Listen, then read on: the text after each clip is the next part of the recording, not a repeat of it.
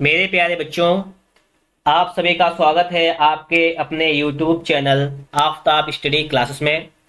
तो जैसा कि आप लोगों को पता है कि हम लोग हाई स्कूल के लिए मैथ्स के बेहतरीन से बेहतरीन क्वेश्चन ला रहे हैं। ठीक है, जो बोर्ड एग्जाम में आए हुए हैं। जिससे पहले भी हम लोग कई सवालों को सॉल्व कर चुके हैं।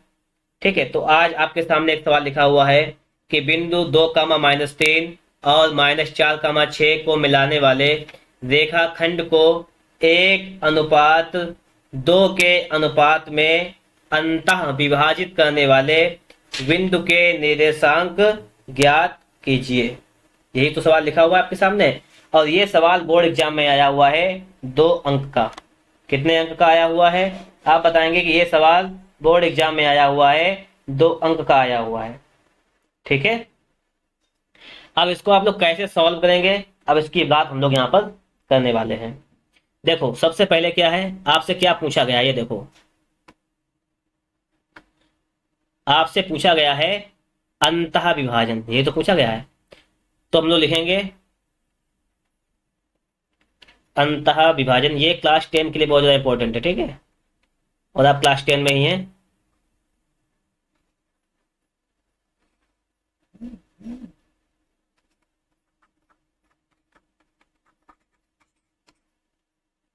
अब देखिएगा, अंतः विभाजन के निर्देशांक कैसे निकालेंगे।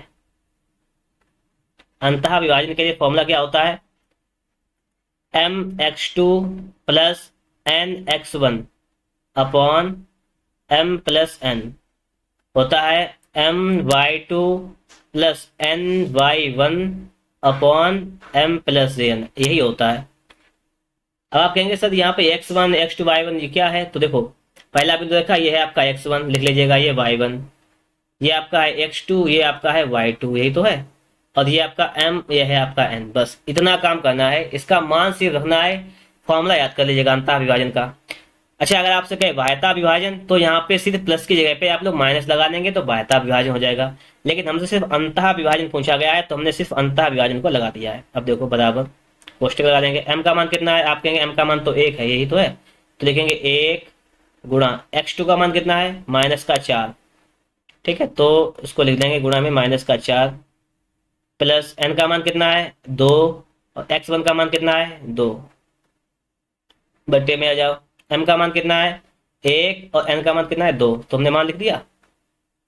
m का मान कितना है? 1, y2 का मान कितना है? 6 प्लस n का मान कितना है? 2, y1 का मान कितना है? आप कहेंगे -3, और बटे में हो जाएगा m1 का मान कितना हो जाएगा आपका? m1 का मान हो जाएगा आपका 1 प्लस 2। इतनी बात हो गई होगी, समझ में आ गई होगी। 4 1 4, तो -4 +4 बटे में आपका हो जाएगा 3, कामा 6 -6 हो जाएगा, बटे में हो जाएगा आपका 3।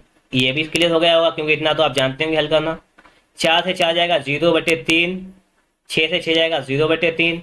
किसी भी संख्या के अगर बटे में 0 लिखा हुआ है, पर बटे में ऊपर 0 है, नीचे कोई भी संख्या है, तो उसका मान 0 होता है। ठीक है, तो 0/0 उसका हो जाएगा आंसर। क्या हो जाएगा?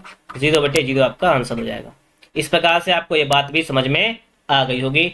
ये इंपॉर्टेंट क्वेश्चन था आपके लिए। ठीक है, इंपॉर्टेंट, इसको सही से सीख के जाइएगा। अंतः विभाजन आपको सॉल्व करना है। ठीक है।